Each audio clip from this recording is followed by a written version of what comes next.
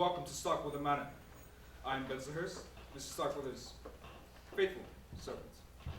Mr. Starkweather welcomes you and has a few requests while you visit. Most importantly, Mr. Starkweather loathes technology, so please silence your cellular devices. And also, Mr. Starkweather values his privacy, so please, no photography or recording. And finally, Mr. Starkweather is very elderly and needs his rest, and there are many dark corridors to get lost in. So please, mind your children. Enjoy your stay at Starkweather Manor.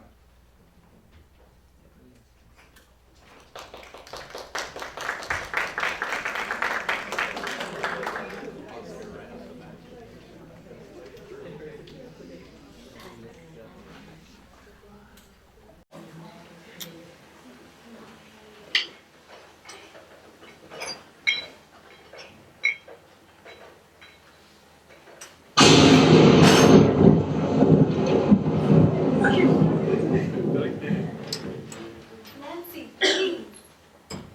You know Mr. Starkweather is resting in his bedroom, right to that doorway. You must stop him. I'm sorry, Miss Withers. But you startled me. My apologies. But I dare say a slight scare would do you no harm. However, a man in his 90s, in Mr. Starkweather's condition, can prove to be fatal. Remember that, girl. Yes, ma'am. I guess this terrible storm has made me a little edgy.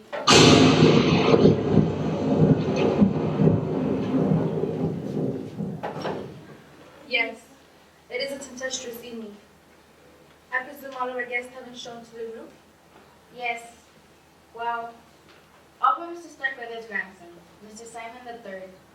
It's a long drive from his college, and the storm, you know. I hope we can start without him. It's already past Mr. Starkweather's bedtime, and he must have his sleep. I assure you, Miss Withers, the room is spotlessly clean. I certainly hope so. I have served as Mr. Starkweather's housekeeper for many years before you came here, Miss Withers. I do not need you to tell me how to do my job. You've brought the coffee? It's right here on the table, Miss Trent. Then go back to the kitchen and help Minerva with the rest of the refreshments. Yes, ma'am. Mr. Starkweather says that he wishes to have everyone present in the drawing room at 8 o'clock sharp. I'll ask Bensonhurst to fetch the guests from their rooms. Mr. Starkweather will be ready. I'm coming, Mrs. Starkweather!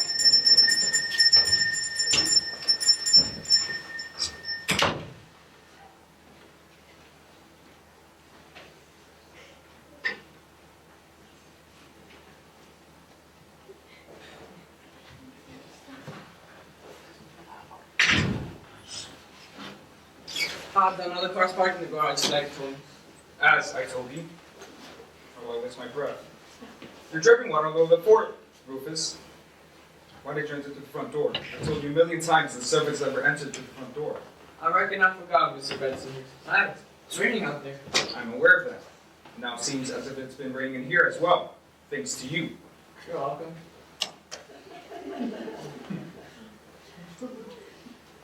Go back out the way you came from and remove yourself around to the back door. Do you think you can manage that?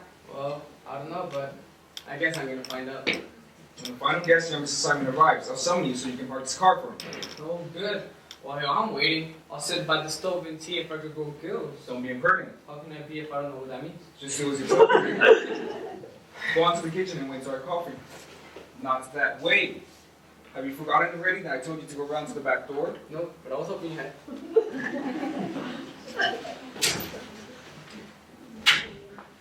That man is an idiot. I heard that.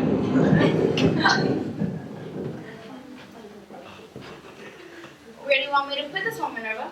On the coffee table. Careful with it. Yes, ma'am. I think everything is ready. You think wrong. Place the cups on the saucers so all we have to do is pour the coffee. Yes, Minerva.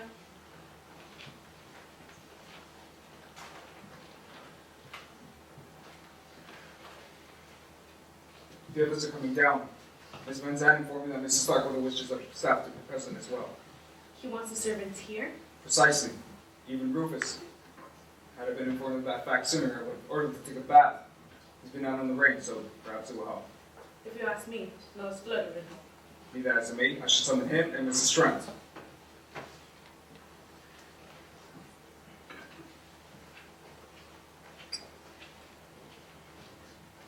Mr. Starkweather wants the servants to be here. I'll pull out my crystal ball and let you know. Remember what I told you when you came to work here? Yes, ma'am. Do as you're told, and don't ask questions. Exactly. Stick to that. I will, Minerva.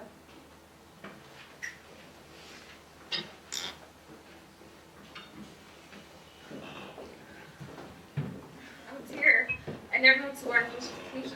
I suppose Uncle Simon inviting us here. It's a special occasion, isn't it, Jordan?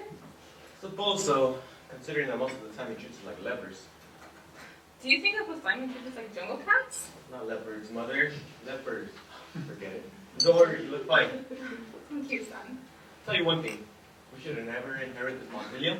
First thing we'll do is call up the Adams family and let them know it's on the market. How many chickens are we? Oh, Minerva, we didn't see you there, you attractive young helper. Nancy is a nice girl, and I mean for her to stay that long. I'm sure I don't know what you mean. I doubt that.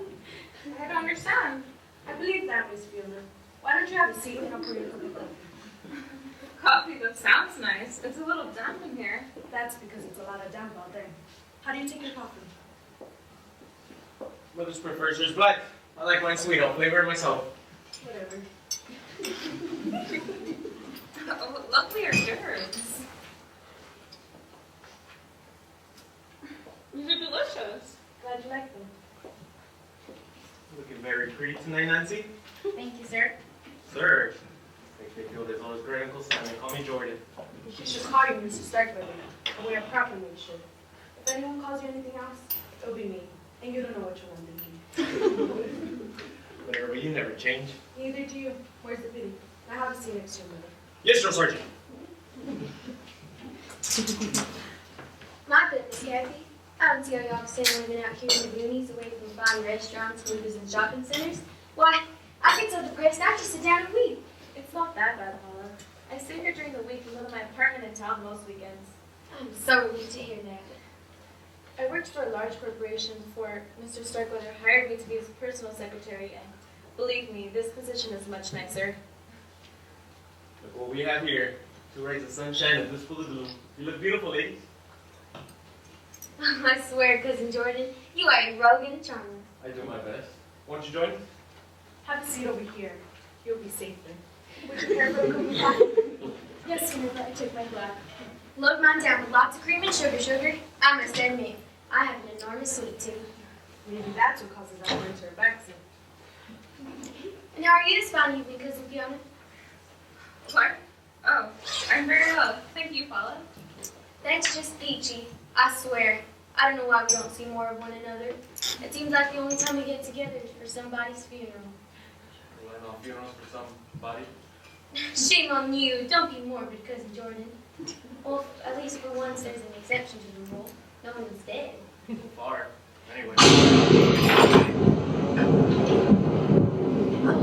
Don't worry, honey, you didn't spill any. What did you mean by that remark, Jordan? Well, nothing. It's just that when you called to tell us that we're going to start with a mansion for the weekend, at first I assumed he had passed on. You wish. Sorry to pack when you got dressed. It was a natural assumption. I mean, he hasn't been years and in bad health. Also, can't know that old boy's still with us, of course. Ha. Kathy, darling, I bet you know why Great Uncle Simon desired our presence this frightful evening. Come on, tell. Well, Miss Van Zandt will give the particulars, but I believe Mr. Starkweather wishes to discuss as well. Really? I'd appreciate it if you went over the hors d'oeuvres. I could misjudge me, Minerva. I was surprised, that's all. Mm-hmm. Well, where's Cousin Simon? Shouldn't he be here too? When I contacted him last week, he said he could make it. Apparently, he's going to be late.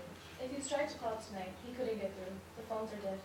Well, if we're going to talk about the will, I think he should be here. After all, he is Great Uncle Simon's only grandchild.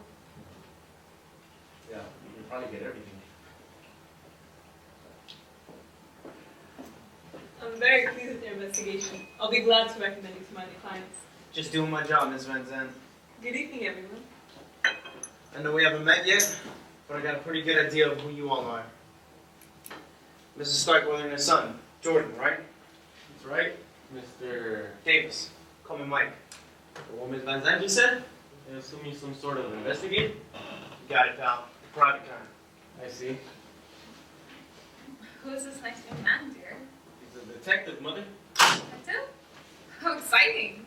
Do you know Jessica Fletcher? No, ma'am, she's way out of my league. I do, however, happen to know who you two ladies are, though. Well, if you're a private investigator, I'd be surprised if you didn't. That accent settles it then. You're Paula Thompson. And you're 100% correct. I can't deny that I'm from the deep south. If you came in deep yourself, you'd be in Central America. That leaves you to be Kathy Collins. I'm glad to finally meet you in person. Me too, Mike. Mike and I have corresponded over mailing facts on Mr. Starkweather's behalf. Did she take it? No? I'll park. I expect it to be unobtrusive. I sure will. As soon as I find the dictionary and look it up. Let's go sit by the fire and keep quiet. By the fire? That too. My backside's still kind of soggy. Keep an eye on him. I shall do my best. If all is in readiness, Ms. Van Zandt, I shall inform Mrs. Starkweather. Yes, thank you, Vincent Ross. Miss Van Zandt, I understand Freedom Simon has asked you to talk about the will. That is correct. Frankly, I do not think it was a good idea. Mr. Starkweather's health is precarious at best, and he doesn't need all the excitement. I advised him to communicate with you by mail, but he insisted on summoning you to Starkweather Mansion. I only hope he doesn't make a decision. There's coffee if anything you want some. I'll take some, Minerva. How do you take it? In a cup. Black, please. Keep still.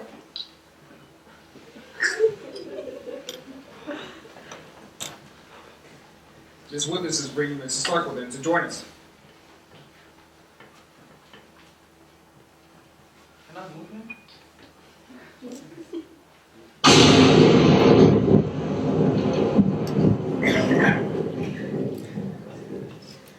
Here you are, Mr. Starkweather. Go. I'll be right here if you need me.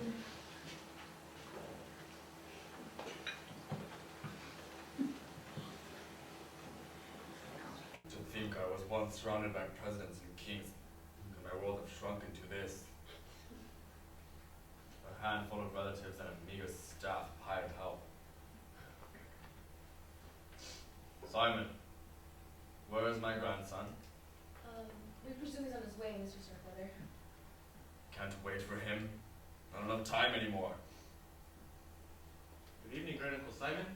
You're looking well. Are you blind or just a habitual liar? So you making pleasantries, Uncle? Save your breath. You've always been a smooth talker, Jordan. That doesn't cut any ice with me. Nothing but a greedy opportunist boy. Now I don't know. One myself at your age. I guess it runs in the family. You have a point. Well, Fiona, you look the same. I do? Why, thank you, Uncle. It wasn't necessarily meant as a compliment. Oh, great Uncle Simon, you are awful. At my age, and with my money, I can afford to say exactly what I think. And I do. And how's my little George Peach? Little old me. Well, I'm just peachy, Uncle. Would you care for some coffee, Mr. Starkweather? Oh, he wasn't having any. The caffeine would keep him awake, and it can affect his blood pressure. Sometimes his medications cause it to run a little high. Apparently I won't be having any Minerva. You heard my keeper. Yes, sir.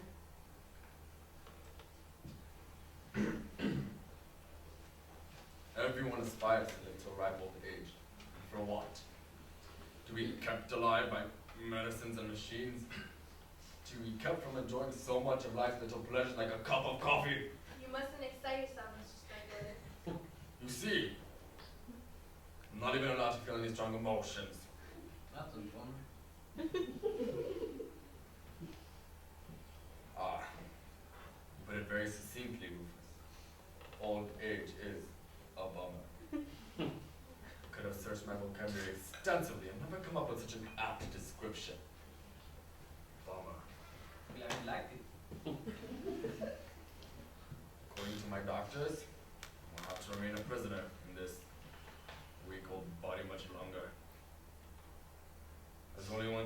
hate to leave behind. My money. Well, you know what they say, Uncle. You can't take it with you. Yes, that's what they say. A couple years ago I had Lois here. Job I will. I suppose you'd like to know how I provided for you? Why, yes. Well, I for one admit, I'm just a teensy bit curious.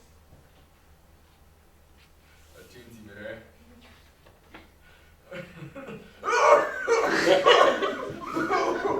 I was afraid something like this would happen. Here, Mr. Starkweather, breathe deeply. See what you've done? Me? I did it. Should someone call an ambulance? We can't, the phones are down. It's alright. He lost his breath.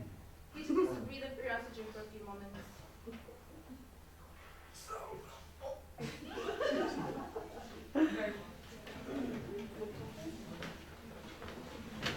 This is the will Mr. Starkweather was referring to. As you all know, he has been a phenomenally successful businessman for many years. I'll say, he's been on the cover of Forbes magazine at least a dozen times. I never read. He has the distinction of becoming one of the world's first billionaires. 20 years ago, I begged dear Ezra to ask his Uncle Sam for his business investments. But he was too proud. Yeah, that and his pride. Lots of pride and very little money. If I may continue, Mr. Starkweather's fortune now lies in the neighborhood of $50 billion.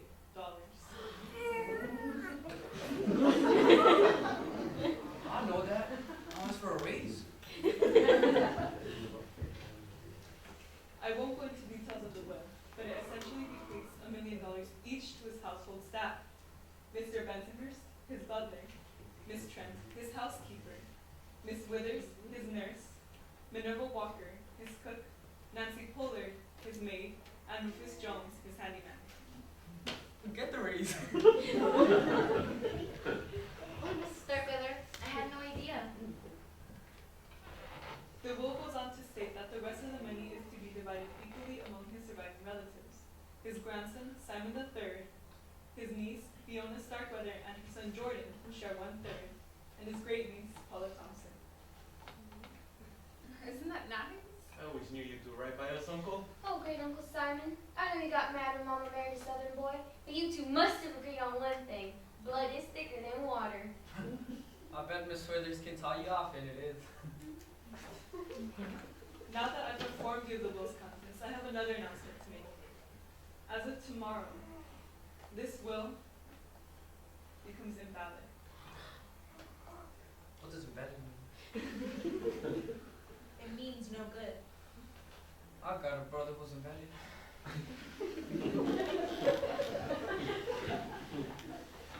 Friend Sam means we're not gonna get the money. You fool! Then I guess I won't be buying that big screen TV I was thinking after all.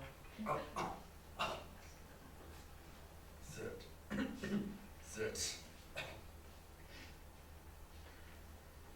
You too, Lois. Why did you decide to disinherit us, Uncle? Found a better use for my money, that's why. Oh, I didn't cut you out entirely. All of you in the old will receive $50,000 each. 50,000? 50 billion? Lois advised me it would be a good idea to leave you a little something. That way you'd be less likely to contest against my new will. You will. Yes, that's why I had Kathy here stay over at Starkweather Mansion this weekend.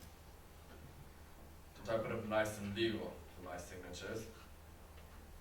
Mr. Davis was a disinterested party who witnessed the signing. And Lois will file it at the courthouse come Monday. Mr. Davis said he's a detective. What did you hire him to do?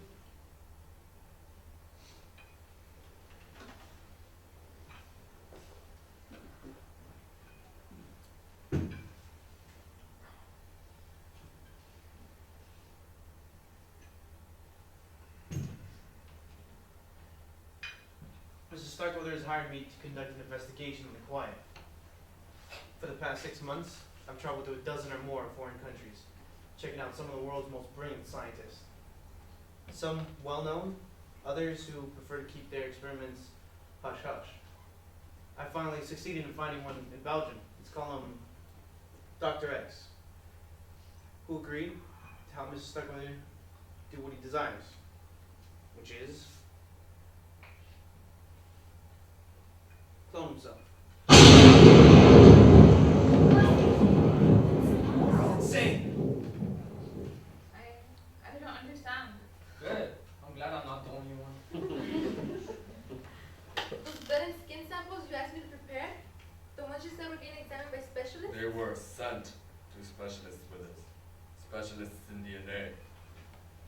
I thought you were trying to find a cure. I was. Not a cure for my various ailments, but a cure for dying. And I did find it. Cloning? Precisely. Through modern science and technology, I shall live forever.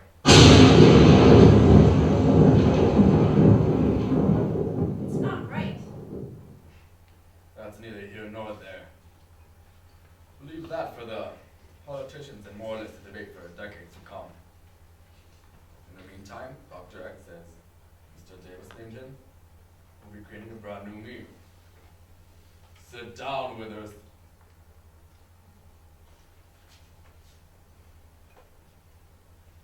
A lot of you seem to be displeased. Not, I suspect, because of the moral question, but because of your change in fortune. Too bad. Cloning is very expensive, especially if the process has requirements put at an absolute secrecy. But I will still have a sizable amount for the new me to inherit. No doubt I will be the first person on Earth to become my own heir. My blood pressure. Yes, Mrs. Starkweather.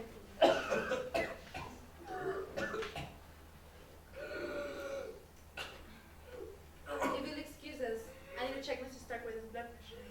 Why don't you take it right here? Mrs. Starkweather's arms are too frail to get a reading from them. This is an outsized cuff meant to go around a patient's thigh. Mrs. Starkweather can stand the pressure from the infrared cuff better there. He's had enough excitement for one night. I shall put him to bed.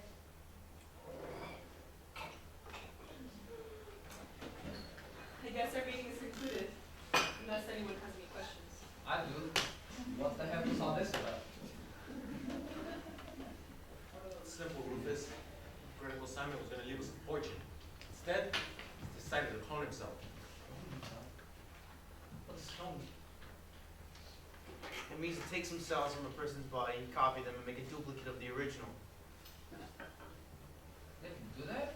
That's great. Maybe when the old Starkweather passes away, I'll get a new job working for the new Mr. Starkweather. The new Mr. Starkweather will have to be born and grow up. It goes against the laws of nature. How? It has all been arranged. Once Dr. X has created a new life, the cells will be implanted in a host mother, who will then carry the child to term. Host mother? Who? Me. Why not? I'm young and healthy. Besides, I'll make a good mother for those Simons. How could you consider being a part of this travesty? I'll be well compensated. Besides, have you heard anyone to give birth to a baby billionaire? Uncle Simon is giving his money to a baby? In a manner of speaking, yes. Mr. Starkweather's fortune will be placed in a trust fund, which I'll administer. After that, ample funds will be available to provide for Kathy and the baby's care.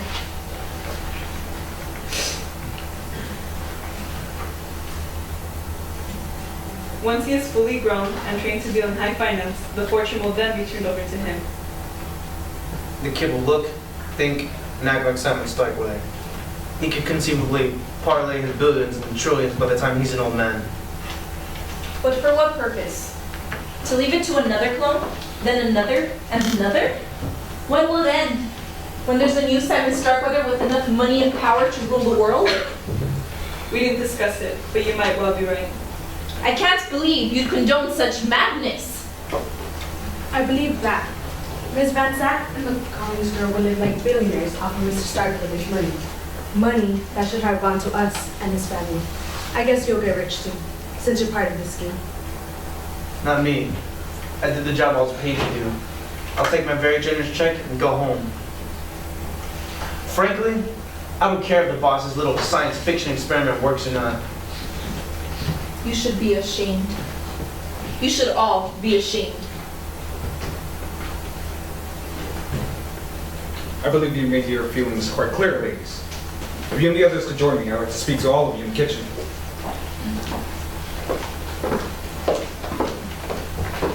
We'll clear after you finish. I trust your ring if you require anything else.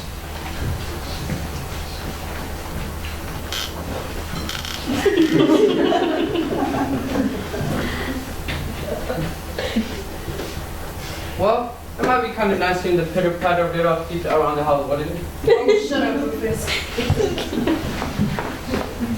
Kathy and I will retire to my room. You might as well begin typing up the new will. I'll direct you how to claim the proper legal terms. Sure, Lois. Excuse us. Hey, wait a minute! How come nobody asked me if I wanted to carry the baby? I can do it just as well as she can. You're Mr. Starkweather's blood Impala. It wouldn't be proper. Guess it would be kind of tacky. Proper? You're about to conduct an experiment that makes Frankenstein look like an amateur. And you're worried about being proper? Cool it, kid, before you burst the blood vessel.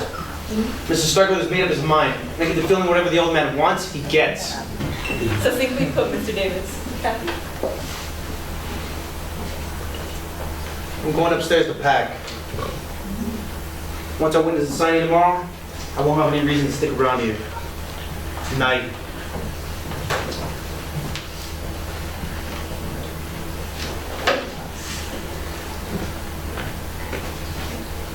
We were robbed. We were?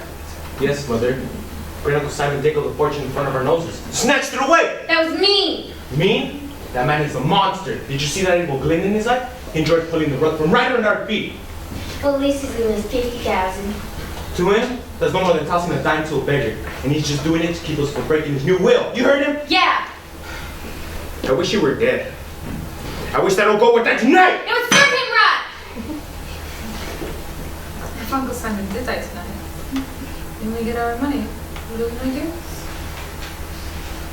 Would anyone care for a game of bridge?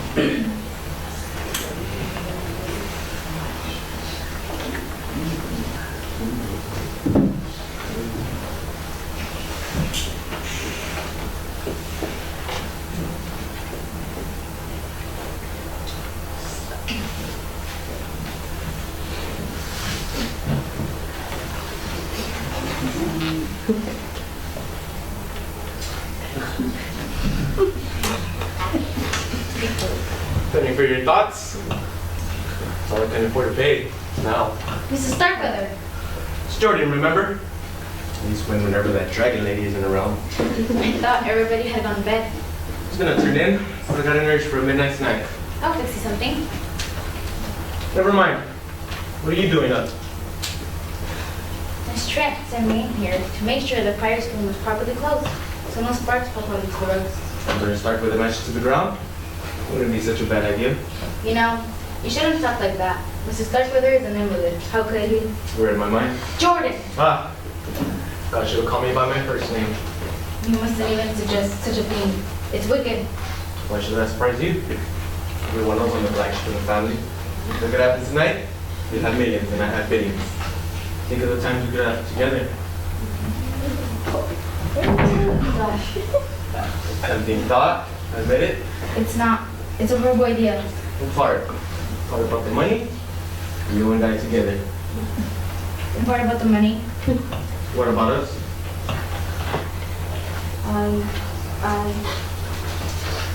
Nancy, I thought you were gonna help me with the dishes. I was just making sure the French doors were locked, Minerva. I see. What are you doing in here? Came down for a midnight snack when I saw Nancy. Stopped for a little chat. That appetite of yours is gonna get you in trouble one of these days. Minerva, what are you doing with that knife? Mincing my meats. At midnight? I can't stand to have anyone see me cry. So I thought I heard someone down here and I came to check. If you're hungry, come with me. I'll fix you something. Sure, Minerva. Anything you say, Minerva. Finish checking and come and give me a hand. Yes, ma'am.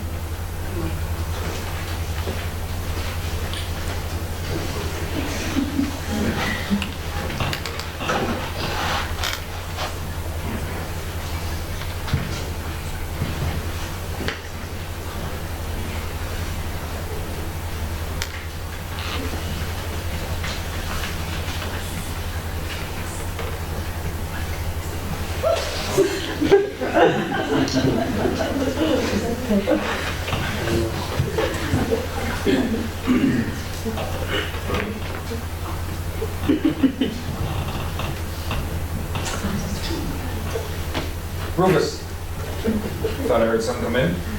Oh, it's just So I see. Good grief, man. What are you doing with that axe?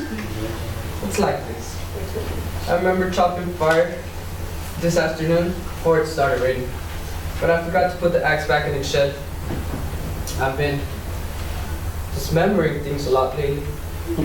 When I figured where I left it, I remember I better bring it inside and dry it out so I don't rust.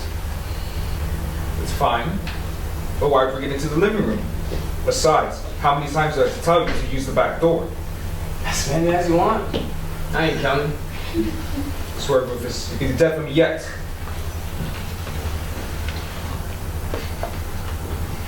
Go on to the kitchen and have Mrs. Trent give you a towel. It ain't wet. Quit raining. I know that. For the axe. Oh, alright. The back door. If that man had a brain, he'd be dangerous. I heard that.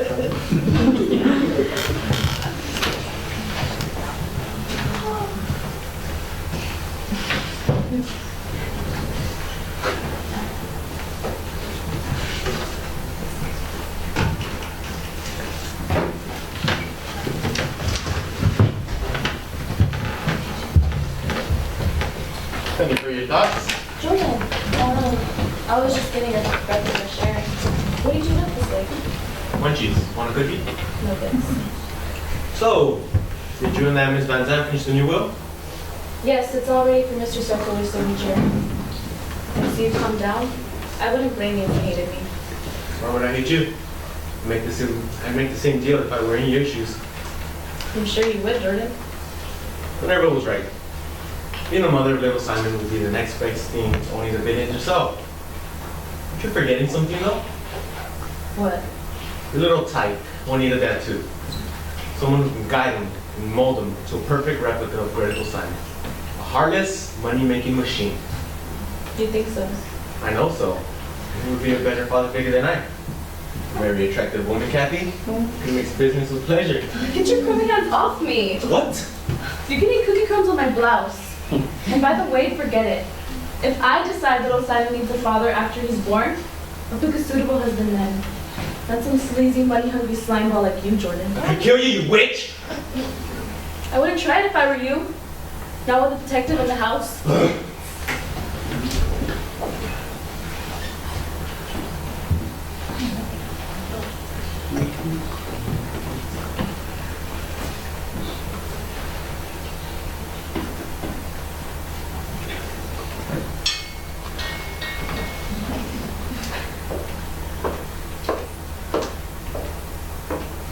Aren't you finished in here yet? I need to make everything alright. Well, hurry up, girl. Minerva needs you in the kitchen. Yes, ma'am. Don't dawdle. Someone left the French doors open. I'll close them.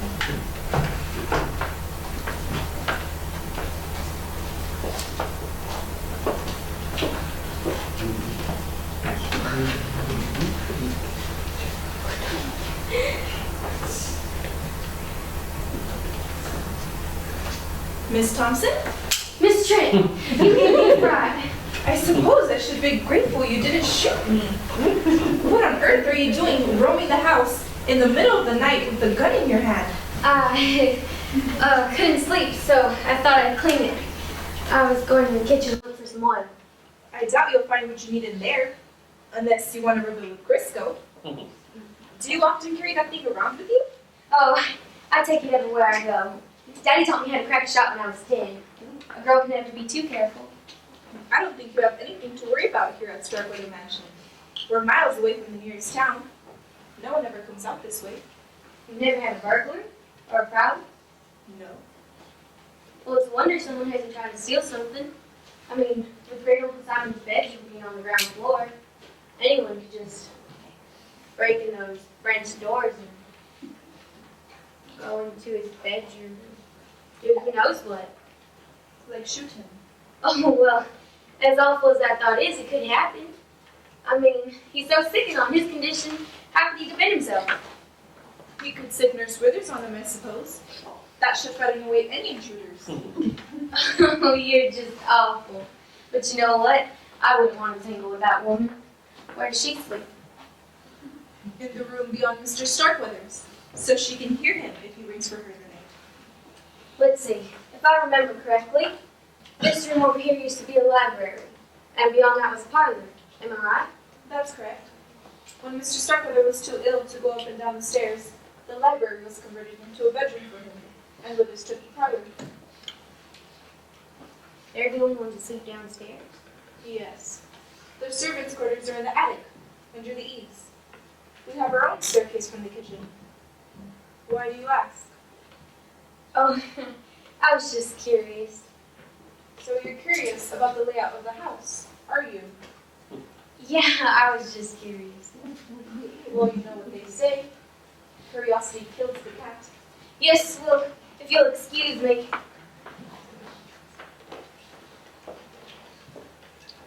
Wouldn't it be ironic if someone did break in tonight? Of all nights,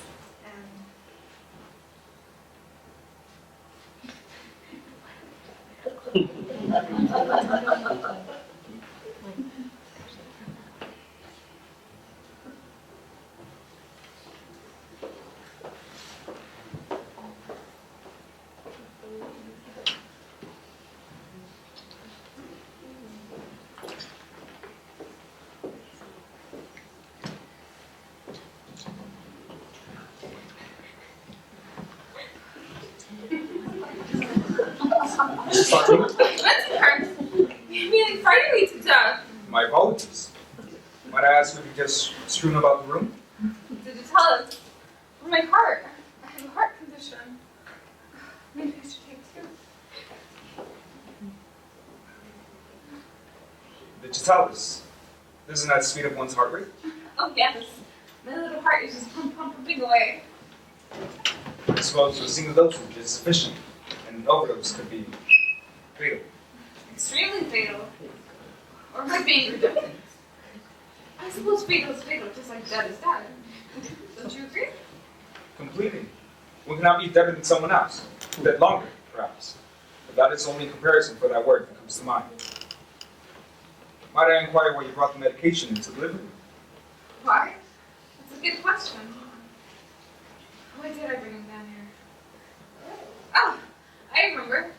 I was going to show him to Miss Withers to see if she might be able to get me some free samples with her medical connections. You know?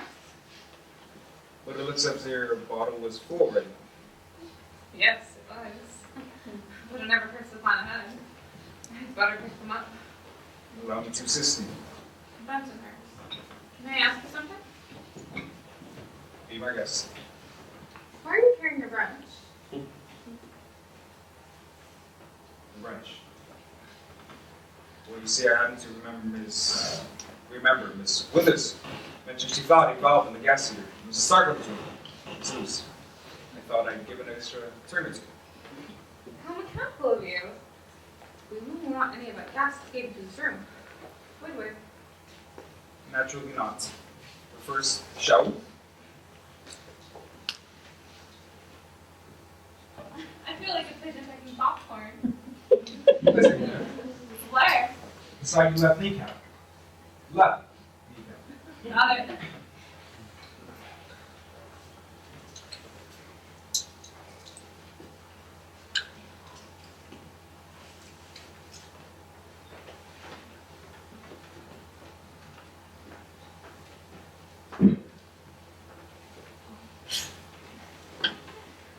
The ropes everywhere. Ground objects tend to do that, madam.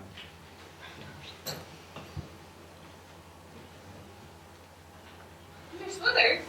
Oh, Mrs. Starkweather. What are you doing in the store with business? Here's your pillows. I've dropped into your pillows. Please watch your frequency here. Both of them. I assume Mrs. Starkweather has required an injection. Is there a problem? Nothing I can handle. His lungs seem to be somewhat congested, so I take him from his bed and put him in his wheelchair. Then I gave him an injection of steroids to help him in his bronchial passages. My. Word of the sign was that you. Dead. Without me, his heart would have stopped beating long ago. Speaking of which, wasn't there something you wanted to ask Ms. Withers, madam? What's that? The digitalis. Oh, yes. Mr. Smithers, I was wondering if you happen to have any manufactured samples of pellets you don't need. I have a heart condition and like to keep a supply handy. I can see why you would. Yours tend to run out, don't they? I'm sorry, Mrs. Starkweather, but I'm flesh on spare drugs. The uncle requires every pill he's got to keep him going. Why? I can't remember all of mine. Will you help us, my dear? I suppose.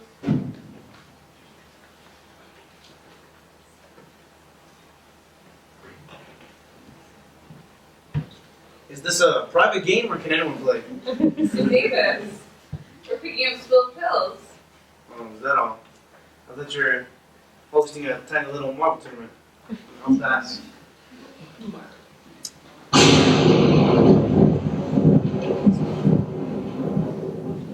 Here, let me give you these. I really must return to my duties.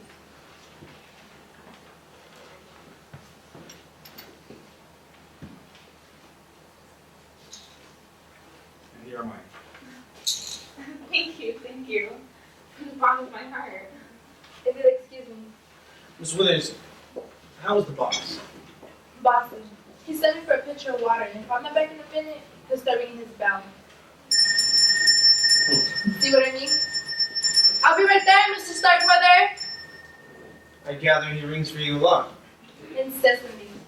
When he stops ringing the bell, I'll know he's being the bucket. Excuse me. Spoken like a true member of the medical profession.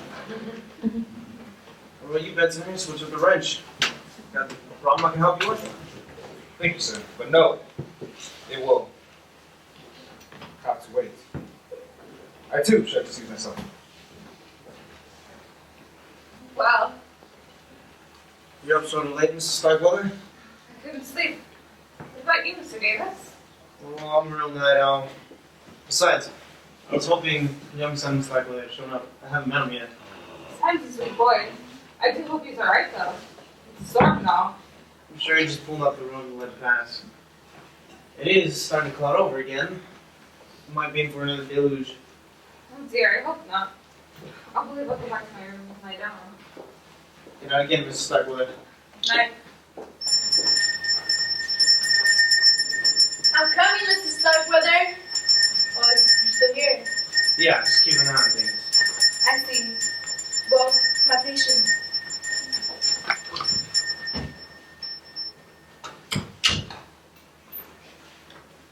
You're up to, Miss Davis? Yeah, and I'm not the only one. There's more traffic going through Starkweather Mansion at midnight than there is going down the interstate during rush hour. I know what you mean. I've been here for stuff past my bedroom door all evening. I'm not surprised though. With Mr. Starkweather's announcement, we could have guessed it would take his heirs to sleep this night. Miss Van Zandt, between us, this whole cloning business, How do you feel about it? I'm a lawyer, Mr. Davis, and paid to think, not feel. Can Mr. Starkweather be cloned? Definitely. There's no question the technology exists. Should he be cloned? Let's just say I wouldn't want to be the first to challenge nature by creating another Lois Van Zandt. Yeah, me too. I'm a simple guy. I have enough to deal with in one lifetime. The sooner I can witness the sighting, get back to the real world, the better.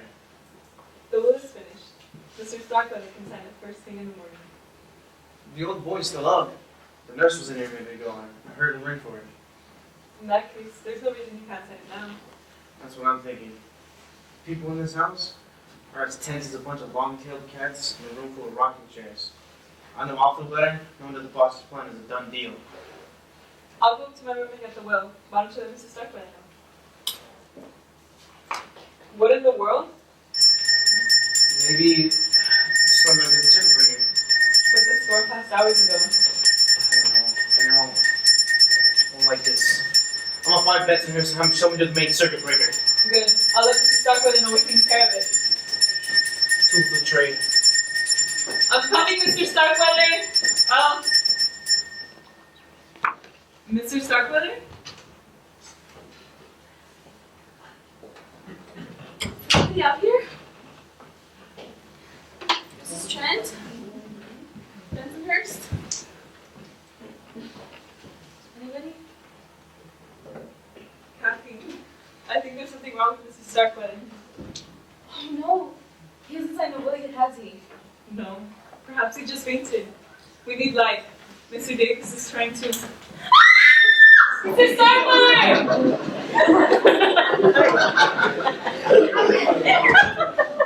Someone struck me. It's Mr. Starkweather, help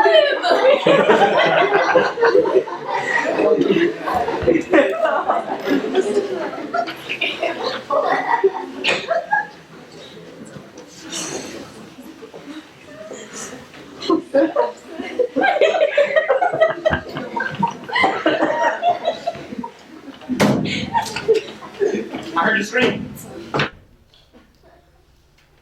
dead. Someone put the blood pressure cuff around his neck and felt the pressure to the maximum. 300 millimeters of mercury. Mr. Starkweather has been strangled to death. Poor Mr. Starkweather. Who would have done such a thing? You kidding me? I'd say you and everyone in this room is up there on the top 10 list. Me? Hold it down. I see the body.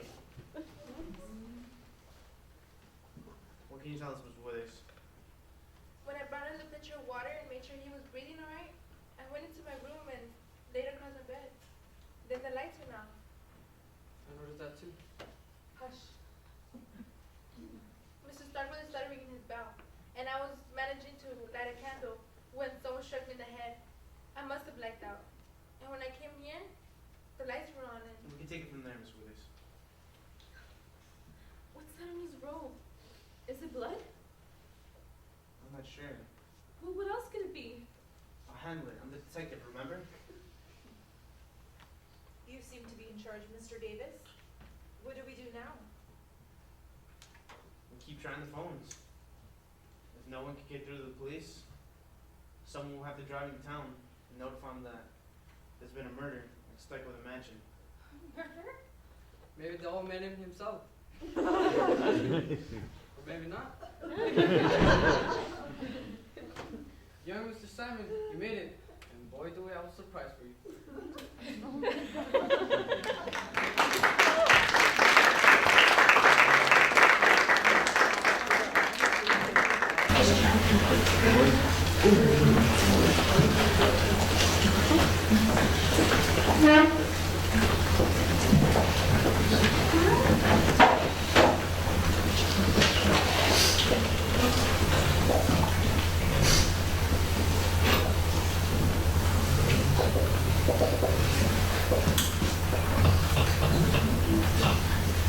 Dead. I can't believe Grandfather's dead. I don't believe it, Cousin Simon. He's the deadest person I ever saw. Funny you should say that. Fence Nurse and I were discussing degrees of dead earlier, and Mother, please. And he was murdered. There's no doubt about it. You saw the body. Poor grandfather. Maybe if I'd gotten here sooner. How do we know you didn't get here sooner? What? For all we know, you could have arrived hours ago. Parked your car on the site, slipped into the house, killed the lights moments before you killed Simon Starkweather. That's ridiculous. Why would I kill him? I'd say a third of a $50 billion fortune is a pretty good reason to knock somebody off. If Mr. Starkweather had signed that new will, But I didn't know about the new will. I wasn't here when you revealed that crazy cloning thing you guys told me about. it would have been easy enough to hide outside those French doors and eavesdrop. Why would I hide if I was expected here? I told you what happened. Tell me again.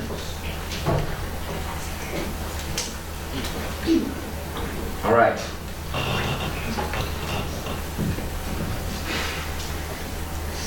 I had to creep at a snail's pace to get to that long country road from town. Rain was lashing my windshield so hard I could barely see. The wind was snapping branches off the trees and flinging them against cars. It's like driving through a hurricane. When I got to the wooden bridge that spans around the stream that flows around the estate, I had to stop. The stream had turned into a raging river and tore the bridge to pieces. I remember the place about a mile from where I was, where a tree had fallen across the stream years ago. I used to play in it when I was a kid. I managed to find the tree and walk across it, even though the water nearly covered the trunk.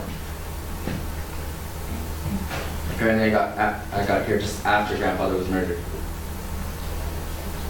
It's a good story, but it sounds rehearsed. It's the truth, I swear it! Maybe, but I'm still not crossing you off the suspect list. And just who else do you have on that list, Mr. Davis? Everyone in this house, except Miss Van Zant and Miss Collins. They had a heck of a lot to gain if your grandfather lived just a few more minutes. As it turns out, they're left out in the cold. Especially me. Lois has other clients. Now I'm among the unemployed. I'm sure that once the estate is settled, you can arrange for you to be given a generous severance check. Take it out of your portion if you like. Mother and I will pass. So, nothing personal, of course. Of course. So, what do we do now? Simon Starr reminded me. We could just play some bridge. The way I see it, we sit tight until daybreak. Then, I have you show me your car and drive me into town. I'll give the police my statement and notify them that the bridge is up. My guess is they'll fly in by helicopter. They'll have to get the body to a coroner's office, examine the crime scene, and take everyone's statements. Once a homicide detective is assigned to the case, I'm out of here. But you're a detective too, and you were right here when the murder occurred. You have a better chance of solving the crime than anyone else. Sorry. But now that Mr. Starkweather's dead, I'm off the payroll. I'll hire you to stay. I won't be able to pay you until I receive my inheritance, but if you're willing to wait. You're on, kid. I figure you're good for the dough. Incidentally, that little offer just dropped you to the bottom of the suspect list. Well, guess it's time to start earning my salary. How can we help, Mr. Davis? First, I want to question everyone as to their whereabouts before Mr. Starkweather's body was discovered. Establish everyone's alibis. Yeah. Also, I need to know anything any of you or the staff might have seen or heard that might help us identify the killer. Clues. Yes. Motives, alibis, clues. These are all the tools the detective has to use at his disposal. In this case, the motive's clear. The other elements aren't yet, but I hope they will be by the time I'm finished. Sounds like a good plan to me. Whom do you want to start with, Mr. Davis? Since you're paying the freight, call me Mike. How about you, Miss Thompson? Would you mind being first? I'm awfully tired, but if I have to... You don't have to, Paula. None of us do. What do you mean, dear? Your Mr. Davis isn't a police officer. We don't have to tell him the time of day. You're right, Jordan. But why would you refuse to cooperate? Unless you have something to hide. Now look, Simon, don't start accusing me of murder unless you can prove it. Simon has a point. You want me to tell the police that everyone cooperated except you? All right, answer your dumb questions. But first, take Mother upstairs, have her lie down. She's getting up in years and she needs a rest. Why, thank you very much, Jordan. I'm not a spring chicken anymore, not Miss Methuselah either. Don't get excited, Mother. Are you okay? Do you need your digitalis? No, but if I did, there'd probably be one or two pills under the sofa. I had a little Pilax in my phone bottle. You can call us when you're ready. I assume you want to question everyone in private. You can wait in my room if you like, Kathy. I want to go over the old will again, since it will be an official one.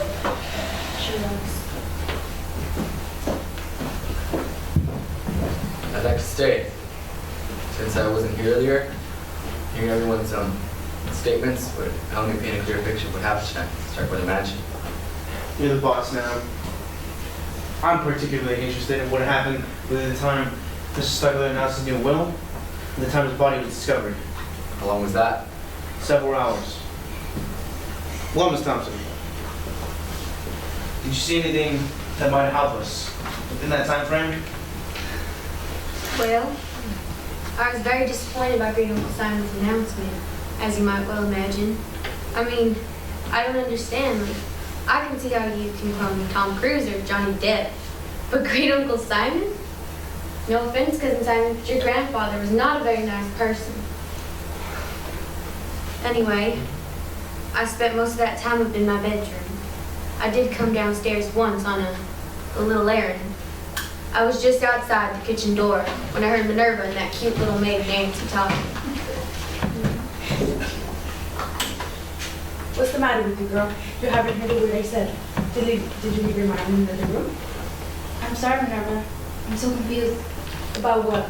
Has that no good scamp Jordan been bothering you? Jordan? I mean, Mr. Starkweather? What makes you think that? When I walked in on you two, you were mighty close together. Real lovey-dovey like. What was he saying to you? I think he wanted me to do something you didn't want to do? Yes, but it's not what you're thinking.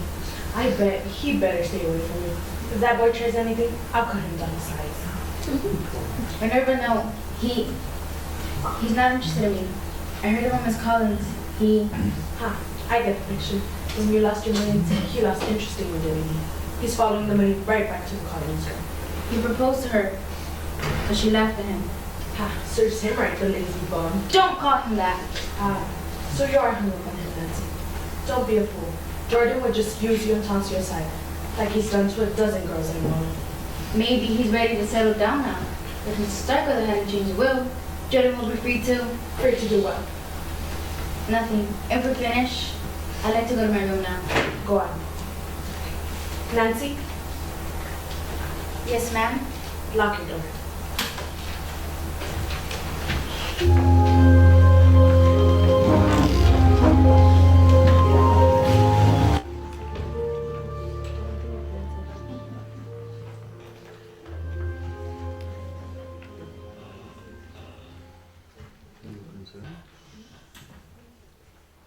So, Mrs. Trent, did you see anything suspicious that might help us identify the killer? Suspicious? I suppose you'd call toting a gun around the house suspicious? Even though Mr. Starkweather wasn't shot to death. A gun. Who has a gun? Besides me? Paula Thompson, that's who. Claims she's a regular Annie Oakley. And she mentioned how easy it would be for someone to come through those French doors and to kill Mr. Starkweather. Did she know? Ask her yourself. Anything else? Well, I did happen to overhear a rather odd conversation between Rufus and Mrs. Starkweather. I had gone upstairs to distribute candles in case of a power outage, which turned out to be quite useful, as you know. I was about to turn the corridor onto the west wing when I saw Mrs. Starkweather at the far end near the stairs. Do I have enough? Oh dear. Mr. Starkweather. Rufus! You scared me out of your throat. That's okay, man. At our age, we do our boring sideways, don't we? I certainly hope not. He's even got television set. It doesn't look affordable. It is now. I'm borrowing it from one of the guest rooms that ain't in use. Whatever for. Well, see, I didn't sleep, so I thought I'd watch some TV. But the set in my room is all messed up. The color, I mean. Everybody in the damn blinking channel is green. Joey is green. Phoebe was green. Even Rachel was green. Look like everyone's starting to Kermit the Frog or something. How disconcerting. You can say that again. Whatever it means. Are them breath mints? Because I wouldn't mind a few. I can still taste the nervous crouch you served for dinner.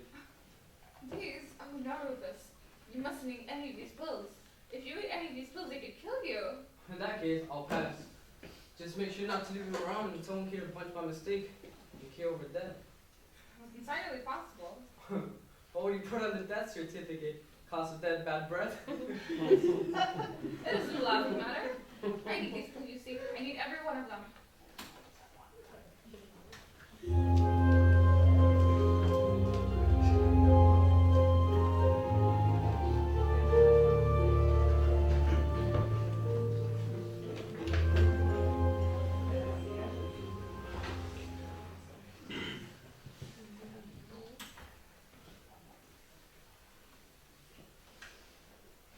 So Rufus had an axe in the house.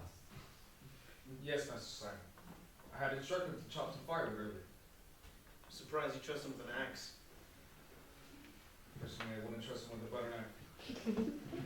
I was simply relaying Mrs. Starkle's instructions. Tell me, Mr. Bensners, did you see anything else of interest? Just one, sir.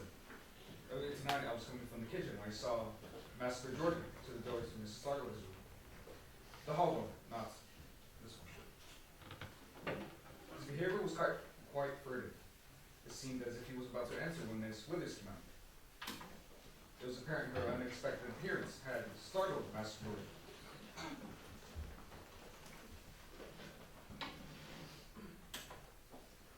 Well, what do you want?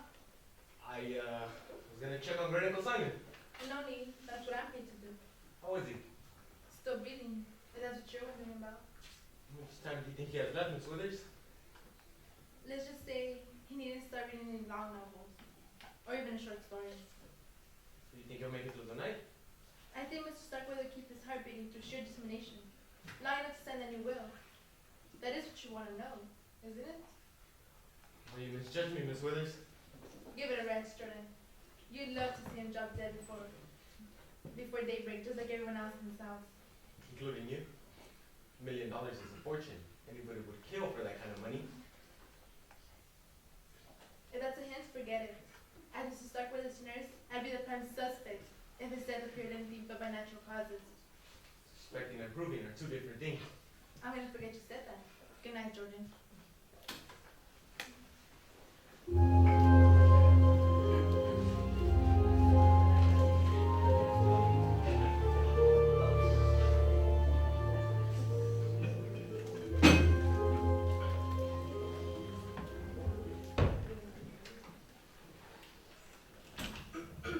It's true. Jordan Starkweather did hint that I was in position to end his great uncle's life. But I assume Benson has told you that I refused. He did? But you could have changed your mind. And then kill him with the blood pressure cuff? That would have been foolish. Hardly what you say, natural causes. I agree. The man by which he was murdered makes no sense at all. For whoever did it. It's as if the killer was flaunting the deed in our faces. Why would they do that? It's a good question. Tell me, Miss Withers. If we had to pick a likely suspect to be our murderer, who would it be? Off the record? That Thompson girl, his great niece. She's too goody-goody for my taste. All those Southern girls can put on the charm when they want to. But Scarlett O'Hara was pretty ruthless when you get down to it. We've been told Cousin Paula has a gun. See what I mean? I do say she and Jordan are both desperate to get their hands on Mr. Starkweather's billions. I overheard them talking earlier this evening. It was shortly after Ms. Van Zandt's announcement about the new will. Didn't notice me before.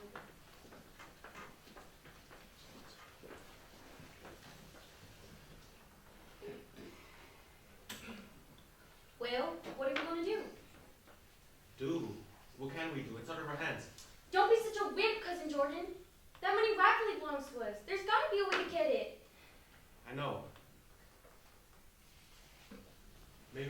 than you will if we have Great Uncle Simon declared insane. I've thought of that, but it won't work. If cloning himself really was just a wild theory, maybe we could, but it isn't. It's been done before. His plan to be the first person to clone himself might be bizarre, but it isn't insane. We lose the case! Yeah, you probably spend the pittance for an inheritor of the lawyers. Yeah, like that Miss Van Zandt. She... What? What is it? I think I just thought of a way to get me on her team. What is it? If you can't beat him, join him. Huh? Fend for yourself, Jordan. I've got to talk to that lawyer, if you'll excuse me.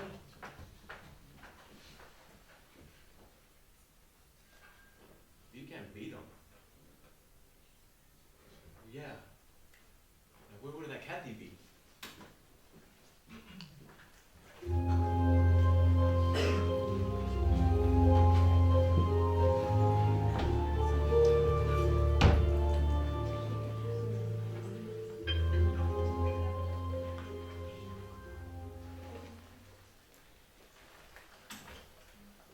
It's true.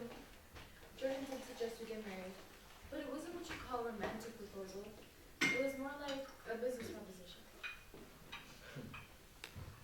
You were going to have access to billions. What did Jordan have to offer you? Himself, I guess. In my opinion, that fortune honey wouldn't be worth 2 cents. So you did turn him down then? Jordan is attractive in a smarmy sort of way, but any woman who would marry him would be a fool. Believe me, Mike, I'm no fool. I knew that from the moment we started working together. Just Collins. You were smart enough to volunteer to carry grandmother's clone. Look, Simon, once Mr. Starkweather made up his mind to clone himself, nothing was going to change it. He would have found a surrogate mother somewhere. It might as well have been me. I understand. I just think the whole idea was creepy. You're a lot nicer about it than the other heirs were. For example? Paula, for one.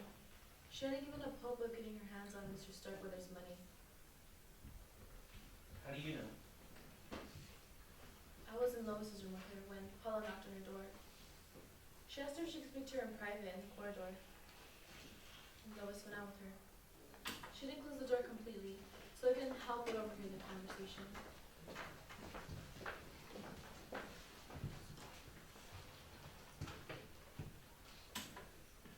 We're very busy, Miss Thompson. Preparing that new will? Yes? You're a lawyer. Are you sure this cloning business is legal? You could lose your license to practice, couldn't you? If The process will be performed in Belgium. As I told you, our laws don't apply there. what about ethics? Haven't lawyers been disbarred before for behavior that was unethical, if not illegal? What's your point? Listen, I want in on the deal. You can pay me from that trust fund to be the baby's nanny or whatever you name it. I don't care. If you refuse, I shall be forced to report you to the Bar Association. Isn't that what you call it? It is. Let me give you some free legal advice, Ms. Thompson. In the first place, if you make any accusations against me before the cloning procedure has been completed successfully, I'll sue you for the 50,000 you just received and everything else you own, and I'll get it. In the second phase, once the baby is on the way, I plan to close down my office. I shall devote all of my time to Kathy and little Simon's care. After that, it won't bother me the least if I should be disbarred. You don't have to be a lawyer to administer an estate. Anyone can do it. Oh. So you see, human, your threats are meaningless. In fact, as an officer of the court, I should report your feeble attempt at extortion to the police. Oh, I Save was it. Take your silly southern self out of my sight, and I might be willing to forget it. Fine, I'll go. You lawyer! Excuse me? Yes, Miss Trent? I found what's left of the Christmas candles I stored away. I thought it might be a good idea to pass them out, in case of a power failure. I suggest you keep one and some matches stored nearby. That's very thoughtful, thank you. Kathy's in my room. I'll take one for her also. Miss Thompson? Oh, all right. If you'll excuse me, there's something I need to get. What's the matter with her? Let's just say she's a poor loser. Miss Thompson played her ace and I trumped in her manners. I'll give this to Kathy.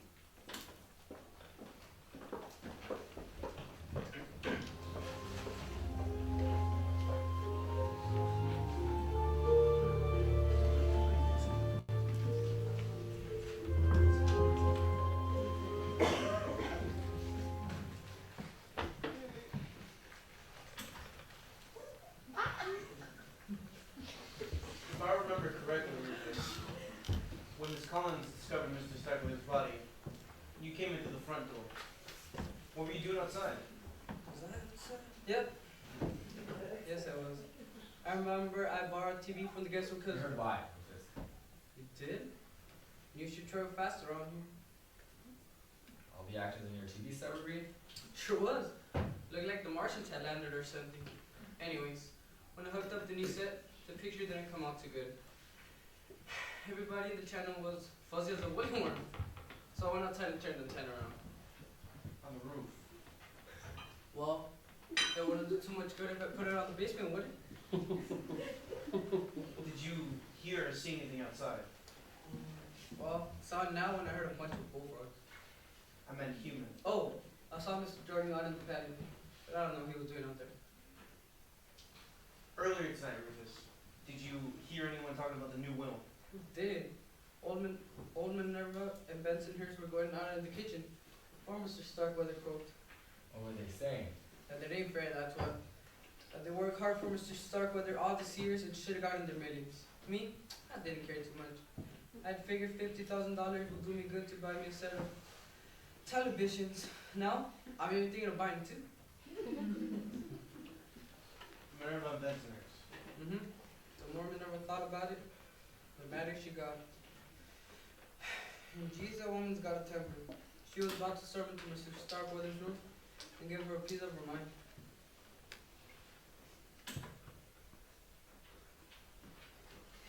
You mustn't go in there, Minerva. Who's gonna stop me? I shall, if necessary. You and whose army? I totally agree with you that we were wrong. That a confrontation is not the answer. Oh yeah? Then what is? Have patience. Mr. Starkweather hasn't signed the will yet. Perhaps he'll change his mind by morning. We should live so long. No, Minerva. He should live so long.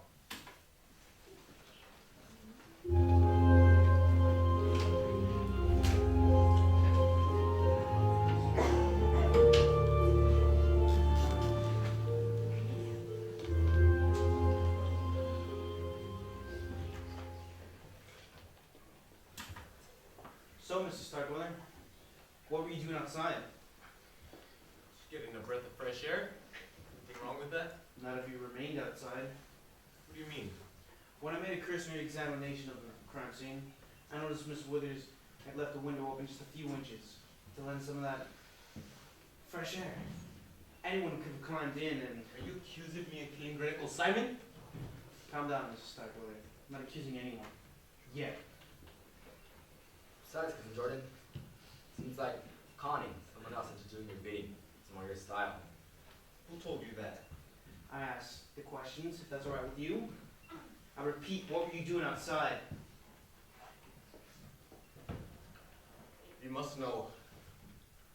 Kathy and I had a disagreement. I blew up. I went out to cool off. Have you heard about that already? I asked, you answer. Alright?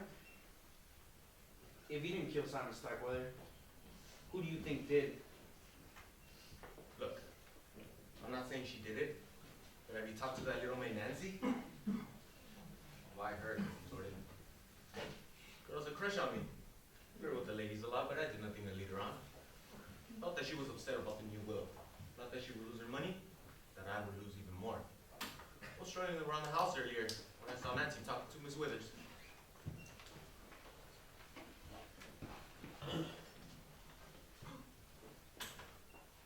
Can I do something for you, Miss Withers? I needed fresh water to prevent Mr. Starkweather's bedtime. I got it. That poor man, when he had the attack and lost his breath in the room, I realized what you said before, the slightest shock proved to be fatal. Exactly. The slightest shock. Mr. Starkweather. I must go. Yes. We wouldn't want anything to happen to him, would we?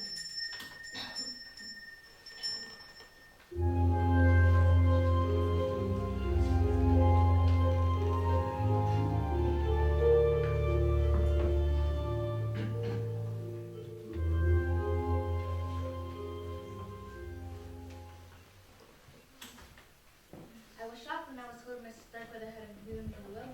I didn't think he even noticed me. Then you must have received two surprises. that you'd be inheriting $1 million, and then immediately find out it's being taken away from you. Three surprises, actually. Now you're wealthy again. Oh, Mrs. Starkweather, I was thrilled to be told your grandfather was leaving me $50,000.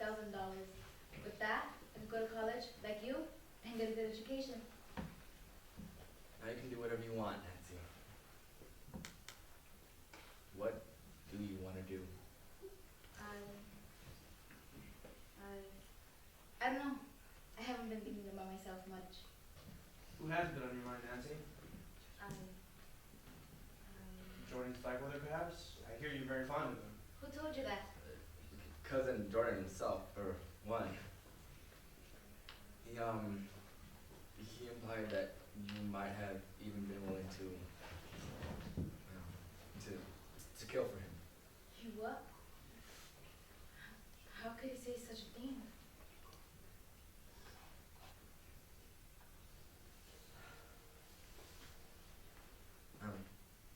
I'm sorry to hurt you like this, Nancy, but now you see how Jordan's really like.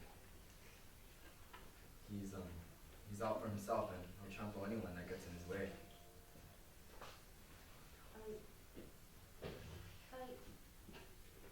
I guess I knew that. Minerva tried to warn me. I even heard him propose to Miss Collins. She turned him down, then later laughed about it when she told her friend Miss Van Zandt. I was taking fresh towels to the guest room when I heard them talking. You think Jordan is cold-hearted, and Miss Collins is just as bad as he is.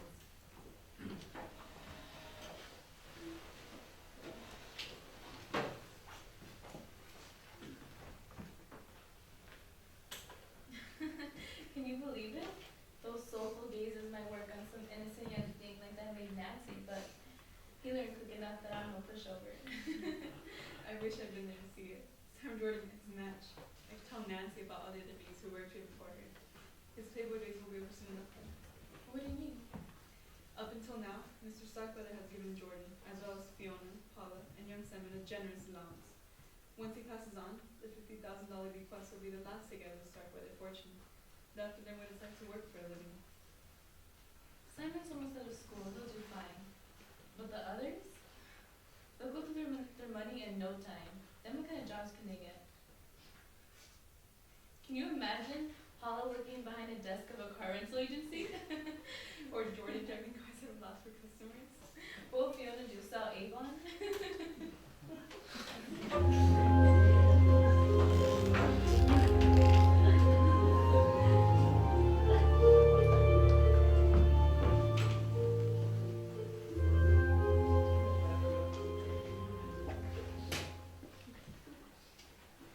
Can I get you anything, Cousin Fiona? A glass of water? No, dear, I'm fine. Mr. Davis, I want you to know that my Jordan couldn't have done. Oh, dear. What was done to Uncle Simon? He was loose in my room all evening. Mrs. Starkweather, you know that's not true. Jordan told us himself. He was outside. And I saw you in here earlier with Bensonhurst and Withers. That's right. Maybe that was last night when he sat with me. Maybe it was. Now I know I just took a Fletcher and never believed the suspects in the murder she wrote. It's so easy to get confused. Concentrate on tonight, Mrs. Starkweather. Did you see anything suspicious? Suspicious? I saw that horrible thing around Uncle Simon's neck. I call that suspicious. I can before that, Cousin Fiona. Before? Let me think. I don't know some sort of thing you mean, but Yes. it was right after you were told about the new will. And all had gone upstairs. I was going to pass the secretary's door when I heard that housekeeper near inside. They were speaking quite loudly, so I couldn't help but overhear.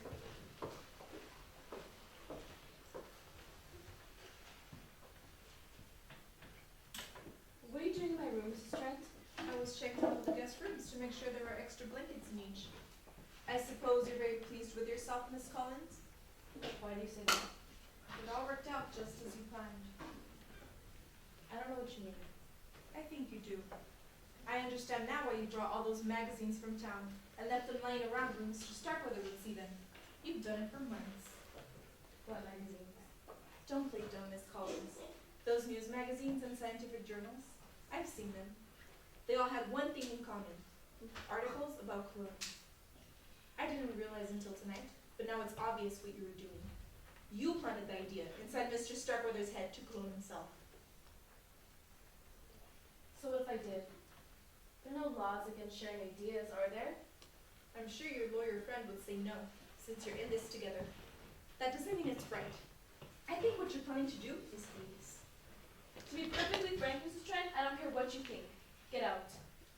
Starting to give orders already, are you? I'll leave. But remember one thing, young woman. You're not the queen bee yet.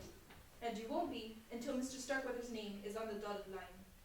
Assuming that ever happens.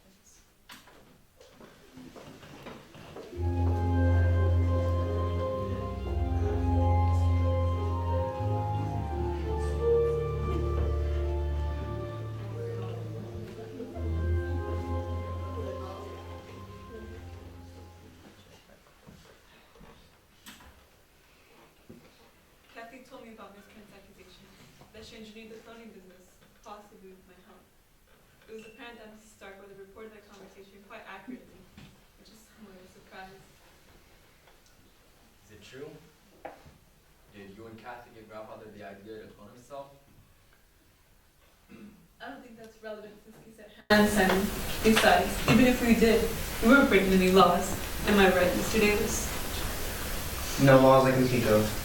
Then shouldn't we focus on the law that was broken? I'm referring to murder, of course. Right as usual, Miss Van Zandt. Can you volunteer any information that might help us identify the killer? I will tell you this. Earlier this evening, I was going into the kitchen to ask Minerva for a pot of coffee. It was apparent that Kathy and I were going to stay up late, and I thought the caffeine might help.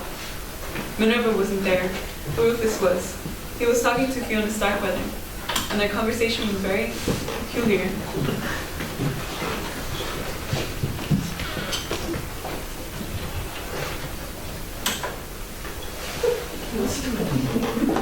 Rufus! What are you doing with that axe? I brought it from the woodpile. So sharpen it and dry it out, wanna see? Goodness, no! Put it away! I should. I've heard somebody, or even kills him. What was that? You didn't though? I get those sometimes. Do you? I see you still got your poison pills.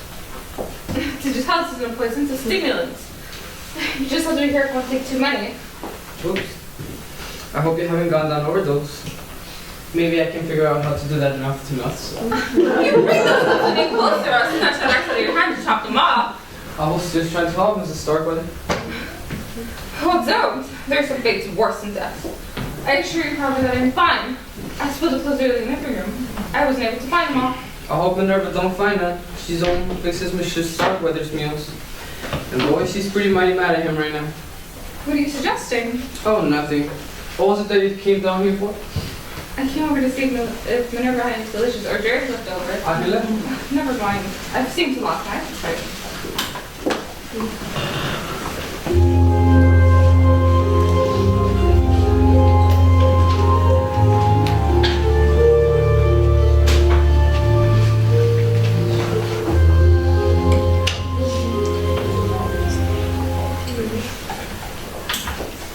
Mr. Starkweather's meals.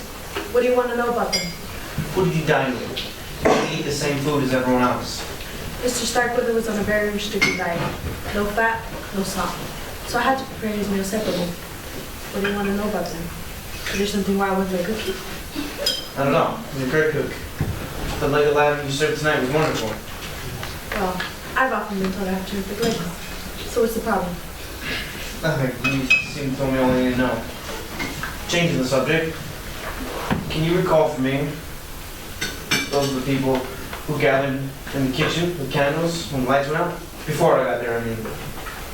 I'm not sure. Let me think. I was in the kitchen checking the supplies for breakfast when the lights went out. I struggled to find the candle Miss Trent gave me and to light it.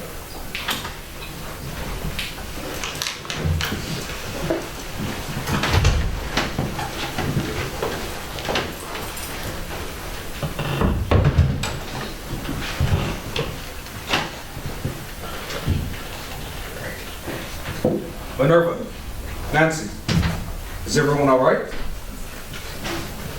I'm here. I'm fine. What happened? I was in my room when everything went dark. What happened? Bensonhurst forgot to pay the light bill. Keep it up and I'll forget to pay your wages. What in the blazes is going on? Apparently, the storm knocked out the electricity. My candles did come in handy, you see. Remember to give me a gold star later. Bensonhurst, can we get the power back on? That's what I came out here to see if you do. The circuit breaker is right over here. I hope they hurry. I don't like the dark. That's waking up for you? I better get back to my chores. What did that idiot come in here for? He dragged water all over my clean floors. When Mr. Starkweather doesn't fire him, we'll never know.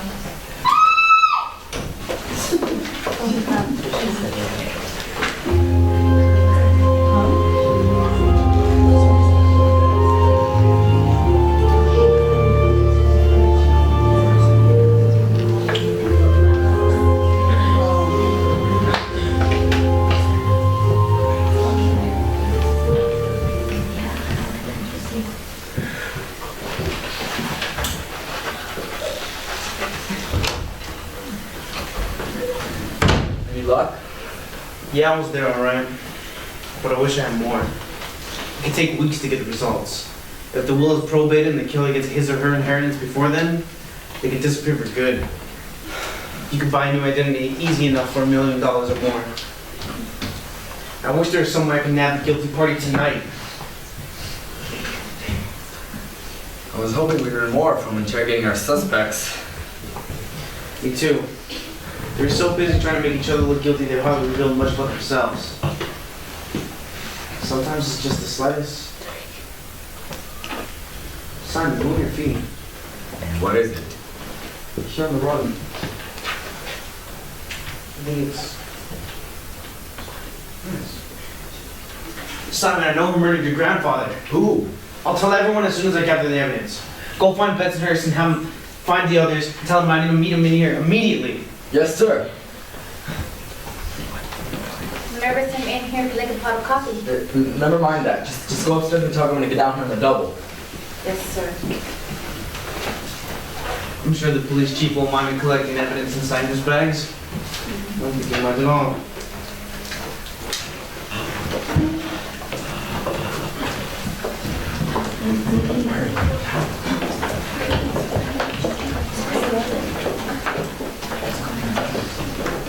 Everyone settle down. Take a seat. Very late, Mr. Davis. Very early to been in the house seat. But no one will ask Alu. Why'd you bring us down here this hour? It's been a long day, hasn't it? I'm sure you're all very tired. I know I am. But I thought you all rest easier knowing who murdered Simon Starkweather. You mean you've discovered who killed Great Uncle Simon? I'm sure I have, as I'm going to show you in the next few minutes. I'm amazed, Mike. How did you figure it out? First, I had to answer a question that had bothered me from the beginning. It would have been so easy to make it appear that Mrs. Starkweather died of natural causes.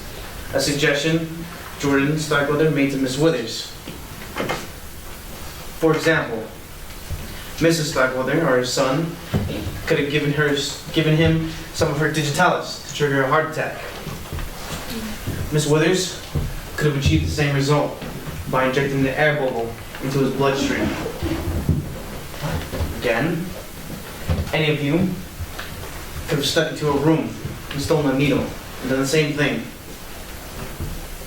Also, it's highly probable that many of you even considered scaring the old man to death. Minerva with a knife, Miss Thompson with a gun, Rufus with his axe, Bensonhurst with his wrench. The possibilities are endless.